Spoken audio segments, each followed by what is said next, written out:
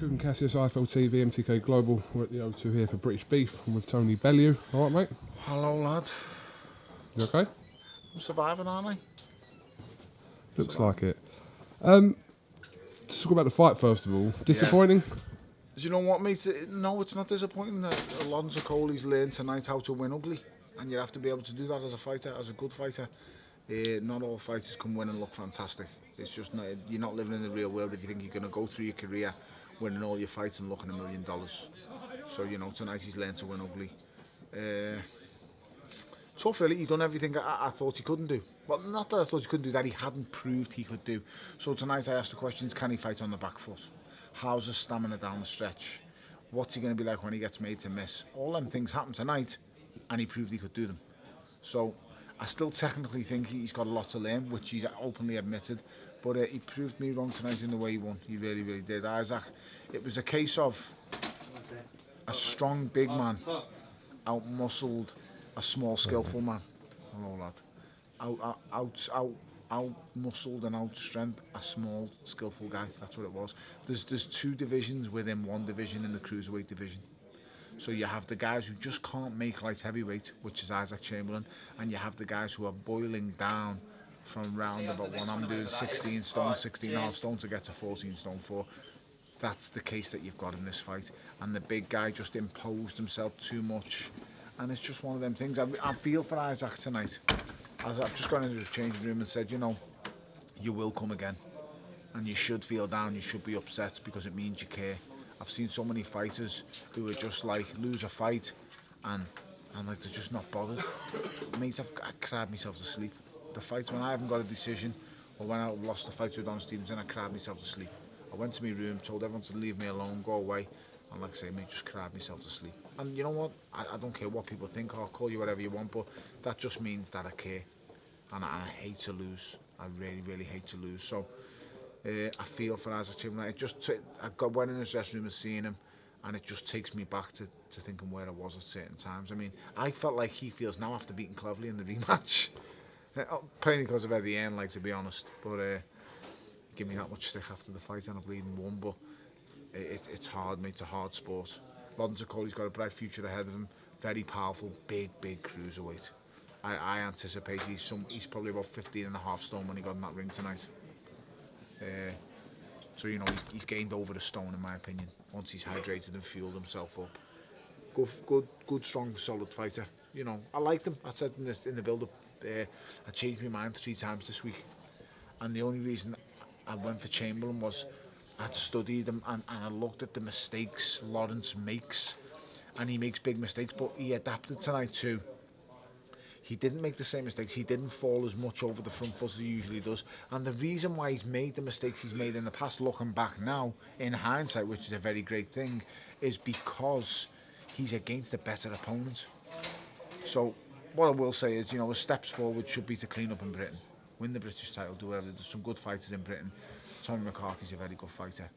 Matty Askin's a good fighter. All guys I've worked with. Wadi Camacho's a good fighter. Steve Simmons is a good fighter. They're all good learning fights for him. Luke Watkins, the Commonwealth. Luke Watkins is a good fighter. So there is fighters in and around the British cruiserweight that are going to give him rounds, that are going to test his chin, test his mettle. Be very, very careful once you step out of Britain in the cruiserweight division, because guys are dangerous. You know, I don't think my career would have went as well as it's gone if I'd have started at cruiserweight and tried to go right through the contenders, because it would have been some hard fights there for me, draining fights. I done mine at light heavyweight where my size and power could show over lesser fighters. But it's how you navigate your career, and everything's about timing in boxing. Just sticking with that, can you just go over the comments that you've made recently about Usyk? I think he's quality. What comments have I made? I think he's absolutely quality. Nothing that I haven't said in the past. Brilliant fighter, brilliantly balanced. Not the biggest one-punch hitter, but enough power to get you respect and attention. Showed a few flaws against Bradis, I'll be honest. You know, showed he's not unbeatable. I don't think anybody's unbeatable in boxing, but showed a fair few flaws. But we all have flaws. Listen, I've got loads of flaws. I hit the deck, but I get up. So, you know, he's a brilliant fighter, Oleksandr Usyk. You know, I've sparred with him in Ukraine. I sparred with him and Glasgow. the other Ukrainian heavyweight with amateurs. He's just an outstanding fighter, KUGAN. He really is good at what he does. Marius Bradis is a really, really good fighter. A little bit one-dimensional, and the difference on the night was put too much into the first half of the fight and tired in the second half drastically, maybe, especially the last 3 rounds. So that was the difference on the night, just that little bit of extra fitness, composure, possibly even tactics, cleverness in the ring generalship. You know, it all showed on the night. It was just that little bit too soon for Marius Bradis. So you're still the WBC Emeritus champion, yes, which allows me to now call upon Mr. Oleksandr Usyk when I see fit. I'll wait till the WBSS series is over, and I will be calling that name. Yes, as much as people want to laugh at me. That's what I was talking about. Okay. People want to laugh at me and say, yo, you won't, yes, you. I called David Haye's name when you all laughed at me then. I went in the ring against all the odds and beat David Haye. I don't care what you want to say, it's injury or whatever. All you guys watching were saying he was going to leave me in a coma inside 2 rounds, him included. Yes, I'll go in with Oleksandr Usyk. And yes, I might be getting punched all over the place for about 5 or 6 rounds. But understand, I will land. And that left hook will have an effect. If it can have an effect on heavyweights, it can have an effect on cruiserweights too. I will take on anybody. I don't fear anybody at cruiserweight. Oleksandr Usyk included. As great a fighter as he is, as much of a fan of his as I am, I'm not saying here I'm a better boxer than Oleksandr Usyk. I just think styles can make fights, and if I tactically get it right, yes, I can beat him. So is your cruiserweight career on hold at the moment? It's been on hold since the minute David Haye said yes to the Toblerone getting kicked at him. I was there. It had to be, KUGAN. Listen, once I became world champion, it was painstakingly obvious I wanted to reap the financial rewards that comes with being world champion. I've lived the dream. I've become world champion at my beloved Goodison Park. I've gone way beyond what I thought I was going to achieve. So once I've achieved the great goal in boxing that I set out to do, becoming world champion with the best belt in the world, the WBC, I've then got to make myself and my family financially stable. And make no mistake about it, there was more in the David Haye fight with what I got than there was having 3 fights in the WBSS, whatever it's called. So, you know, and then this rematch is going to make me more than I could make after winning the whole WBSS. And I would have incurred a lot more damage and punishment in them 3 fights to win it than I have in 2 fights with him. Because styles make fights. I was always going to beat David Haye. Did you speak to him tonight? No, he can't. He won't even look at me. He won't even look at me. I infuriate him that much, but I wouldn't have engaged in any way, shape or form tonight. He was with his handsome little son, so I would never. I didn't when we came, like we kind of crossed paths. He didn't look at me because I seen his son with him. I would never say anything while his son is with him. You know, not the place. Never in a million years. So, I just walked past him and minded my business. Give me a percentage on how confident. Met Dylan Whyte for the first time. Oh, did you? Shook hands with First Dylan time? Whyte. Well, it's the first time we've really met properly. I think so. One of my friends said he came in the changing room to me. Just to clear this thing up as well, he did tip cleverly to beat me, by the way. He did. I'll ask him to look back through his Twitter. I think he said he hopes he beats me or he tipped him to beat me, but I don't care about that. It makes no difference. I was just happy to see him come out and say, I wasn't slating you personally. It's to make a big fight. I want to be in big fights. So I put my hand out and shook hands with him tonight. Because I've given him stick as well. Did you watch that on IFL? Yeah, you did. Did I? Yeah. I commented on it. Whenever I see it, I was comment on your video. Yeah, it was an interview I did with Dylan where he turned to the camera and said to you, he's what you watching personally. Yeah, so listen, yeah. I can have that because I've done it. I try and generate hype and interest. I think I'm pretty good at it, to be honest. So I can have that. And you know what? I wish him luck in his fight. I actually do. So may the best man win. Well, I shouldn't really say that. And then I seen the other fellow chatting about me as well. Lucas Brown. Yeah. Is that who you're talking about, Lucas Brown? Yeah. Slaphead. So, do you want to just clarify some comments? Obviously, you saw his interview. Yeah, I seen him. Well. I think, did he call me a dick? He called me something like that, or he called me big. I don't know. Either way, mate, you failed 2 drug tests. I've got nothing else to say. But you said in one of your tweets. Yes, that I did. I did. I can have that. But then, when you look deeper into it, was that a masking agent used? Was it? Because I'm really struggling to believe, you know, I find it's very easy to say he's been doped or whatever because he passed the drug test a couple of days before the fight, which I know of, and then he fails on clenbuterol after it. But then after reading up on things, you find out that clenbuterol can be used also as a masking agent. Was it? I don't know. I'm not a judge or a juror. I'm not a dope expert, as you can see by the shape I'm in. One thing I will say is, in that Ruslan Shagiev fight, he showed more endurance and more fitness than he showed in any other fight in his career. That's what I will say. That's a fact. But I'm not labelling him a cheat or whatever. What I'll say is, he's an idiot. He's stupid. Because he should never have failed the second one. He would have had every right to come out and slate everyone who ever called him a drug cheat had he not have failed that second one. Me included. He could have called me whatever he wanted. But you are a fool by failing that second one. And don't make any excuses. You cannot fail a drug test on a steroid and then fail the second time on a drink over the counter. You can't have that, mate. If it's your fault, first off, if you was doped, that's your fault also. When I go away from home, I take crates of water with me, and they don't leave the people who look after me's sight. Hence, you should have done the same thing. I even do it when I come to London, because I'm that paranoid. I bring crates of smart water with me up here, and I drink only the water I have provided myself while I'm in London, fight week. I suggest he needs to learn to do the same thing. All his managers, or the people looking after him inside the circle need to do it, because the second drug test fail is either pure stupidity or just pure stupidity. Tony, we see you talking about this constantly on social media, and Because you get really involved in the conversation. What I've seen coming kind of back at you is this.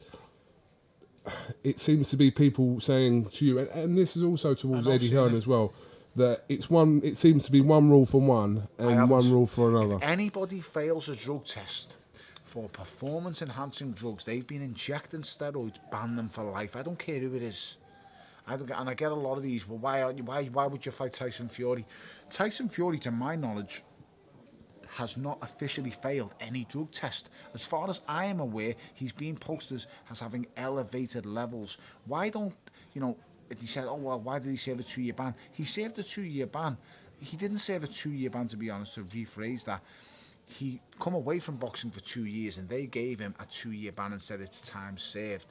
If he tries to fight that ban, that means that could be another year out of his career. So why not take the punishment and say, I can get back to work now, instead of trying to fight something that I've already served the time on? Would you have done the same in his position?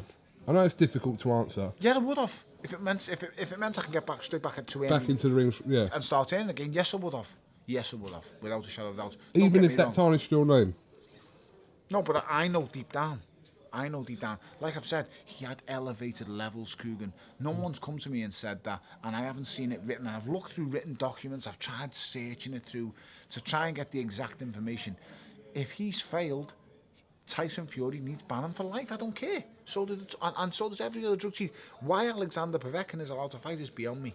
My friend fights him next. I hope he puts him fast to sleep and he's out of boxing forever. I have no time for drug cheats, because it's not like this isn't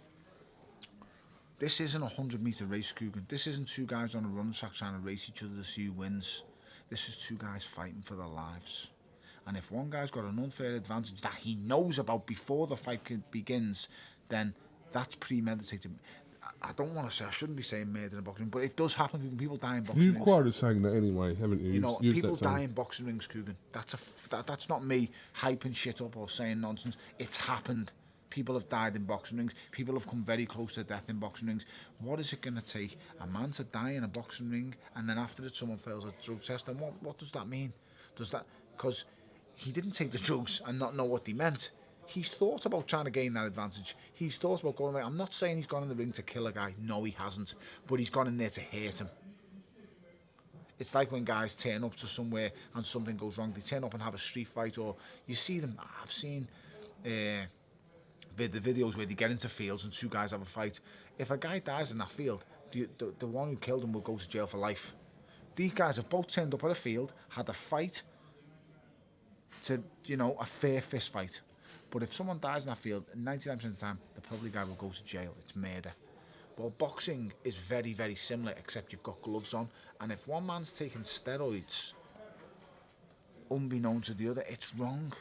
I believe the sports that take place where fighting happens, that where both guys are allowed to take steroids, I can have that. If it's a level playing field, it is what it is. So be it. But I can't have it where one guy's taking steroids and another guy's not. You know, listen, I'll be totally honest. If someone fails a drug test for steroids after fighting me, I'm going in the dressing room with a bat and I'm going to even up the score. That's if I'm still alive to tell the tale. Because I've got 3 kids in the house. I'm not taking unfair advantages to beat you, and you shouldn't be allowed to take unfair advantages to beat me. Okay, I know it's late. I'll just quickly. 12. There's always talk when you get linked with heavyweights about who's apparently too big, who you said you wouldn't fight. So I'm just going to ask you straight yes or no's for these fighters. Okay. Would you fight Tyson Fury? Yes. Would you fight Dylan Whyte? If the fight was big enough, yes. Would you fight Anthony Joshua? No. Reason why? Because he has every attribute over me. He might be faster. He's definitely a better athlete. He's a bigger puncher. He's younger. He's fresher. See the other 2 guys you just mentioned? Yeah. They don't have them attributes over me. They're not faster. They're possibly not even bigger punchers. I actually think I'm a bigger puncher than both of them guys. But I don't have the size of them. But I can make it work for me where I do have the size. Also, to be totally honest, I like Josh. I get on great with him. I do get on great with him. So that's what's happening like. Okay. So that's my reasons why. Joseph Parker, obviously. Without a shadow of a doubt. Yeah. I like Joseph Parker. You've always too. said that, yeah. I think he's a cool guy, but you know, it's called risk for reward. Deontay Wilder's the exact same. I was 100%. He was going to be my last one, Wilder. I was going to face you. I was happy to face Deontay Wilder, I'll be totally honest. But what happened is, I'm not going to lie. I'm not going to bullshit anyone. I had a little bit of banter with him. We got up close. We filmed it. Yeah. And I still thought, you know, he's not actually that big. And then the next night in the Millennium Stadium, he came over to me. Was it the Millennium Stadium? No, it was Wembley. The next night he came over to me and we got talking, and I said, listen, one thing I said to him is, I didn't apologise like the tit said I did. I've never apologised at all. I walked over to him and said, I respect what you're doing with the decision, with the ultimatum with your daughter and stuff. I said, I've watched some videos of you back behind the scenes stuff, and I've got a lot of respect for what you're doing for you. And he said, oh, thank you very much. And we slapped hands, and he hugged me, and I hugged him. And his arm literally wrapped around my whole body, and it's like he tickled his own chin. And at that moment, I knew this is never happening. I am never going anywhere near you. So, if I'm not going to take it, why should I take it and put myself in danger? Why should I do that? Every fight's dangerous enough as it is, but I'm not going to give people unnecessary advantages and do that. Why should I? What for? Because so you guys can watch me get my face punched in because you can't stand me. So what? Can't stand me? Come and tell me when you see me. I don't get it, Coog. So I hope I've explained why I would face guys and why I wouldn't. Yeah, no, the reason I didn't entertain Dylan was because there's just nothing in it for me. There's absolutely nothing. At the moment, possibly, maybe. You never know in 12 months. Even now. You never know. There's just not, Cougs. You can't generate something out of nothing like that. Me and Haye both have... We're both former world champions, that's the first thing, at cruiserweight level. He's a huge name. Was a huge name. Still is a huge name. My name grew in stature, slowly but surely. From the second Cleverly fight, as bad as it was, to then the movie. It grew after the movie. From the movie to the Goodison Park fight, it grew again. From looking after that, it continued to grow. And my name, it gathered, and it caught the public's imagination. When I done what I done with Haye, it exploded. We all see it. The numbers don't lie. That's all. The numbers don't lie. And as long as I can continue to push the numbers up, I'm going to carry on doing it. I'm a firm believer in I make my own matches. I don't go run to no one. I'm in control of my own career, and I'm very fortunate to be part of a fantastic matchroom stable and part of Sky Sports Boxing at a very good time, the best time in my opinion. This is the best time British boxing's ever had. In my time anyway, as long as I've known it, and I'm a fighter who doesn't just watch boxing. I'm a fighter who studies it. I can go all the way back to when he was a young pup. I can go that far back. So I'm very fortunate and very privileged and lucky to be able to be associated with Eddie Hearn and Matchroom and be involved at a time that we're having You now. weren't talking about that before I came, mate. He was. Oh, really? Oh, right, okay, thank you. I was very happy. I was going to say, at times, I felt like I was watching Bellew cleverly He too. keeps bringing this up, you know, like he didn't make a load of dough that night. Do you know what I was thinking during that fight with Usyk and... Was your phone ringing in your pocket? No, I was thinking, thank God this is not pay-per-view. Because I will be absolutely... It doesn't matter. No, but you can't do nothing. But At the at the end of the day, you make a fight that everybody wants to see. People say they'll never fight. You make the fight, everyone's looked forward to it, and it don't deliver. It's like Man U against Liverpool on a Sunday. You think it's going to be the absolute bollocks and it's a shit game. It's just it's a lot of averages. You can't. And Isaac, I just been in with Isaac. He's devastated, but I don't think. I just don't think it's really.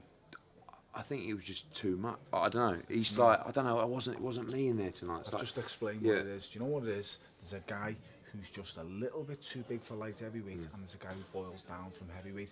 Tonight, he didn't lose to the more skillful guy. He didn't lose to the technically better guy. What he lost to was the bigger, stronger bully, and he just couldn't deal with the physicality of it. That's all it's down to, you know. Do you think he froze her? I don't think he froze because to get up from the knockouts, he knew exactly what he was doing. He just couldn't implement his style or game on Lawrence. Lawrence, for me, proved me wrong in every way. Like for all week, I've been saying Lawrence Okolie, and I changed my mind on Thursday purely because, like a dope, I studied it for the full 48 hours. Ed Robinson asked me to do it. I wrote down all the points, and I just... It's like doing a bit of a sum, maths, and you try and take his strengths and his weaknesses and you see what he's going to do, what he's going to do.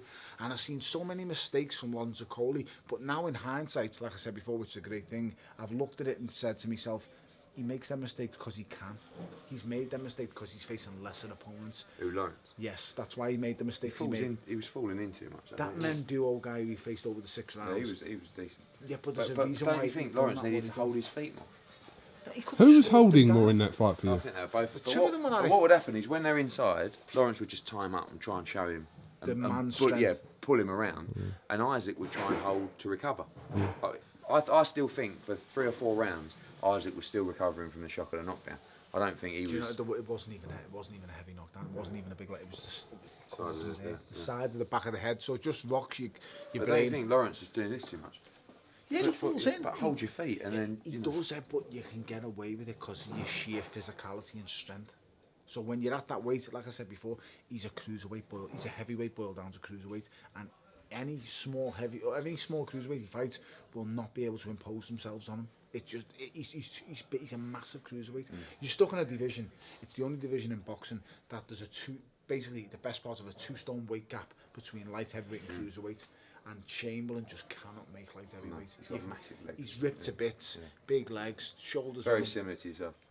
Absolutely not, but I'm better looking in my dreams. But it's the fine line between a big cruiserweight and a little cruiserweight. Like I say, it's the only division in the world where there's that big of a gap. That's why I never believe the cruiserweight division should have ever been. It should have always stayed 186 pounds. That's what it used to be. It should never have been moved to 200 pounds. Because the jump is just too big. It should have been 175 talking to 186. Frank wouldn't know about it. Talking about 14 stone 2 and not being able to make cruiserweight. All right, Frank, how's it going? How you doing? Oh, sweet cheeks. Look a bit better today, apart from those fucking rascal shoes. Mate, they're naughty there. Where are you going now? Expensive. Home. Why? Could you just hold on 1 minute? Yeah. All right, I'm just going to you wrap want to up fuck with me you. off now, do you? Yeah, I want to wrap up with you, that's all. You It's want to been wrap very up with me? good. Oh, okay, no problem. Very Man. good. You know, kiss my ass, you cheeky son of a bitch, you big panda. Where are you going to... Something on your Blood, that is. Yeah. Great. Tony Bellew? You whooped me team 5-1 and then you insult me by fucking... I wasn't even going to bring that up. No, If you want to stick with talk your about love that... child. Go on, you're on your bike. Tony Bellew, thank you very much for talking to IFL TV.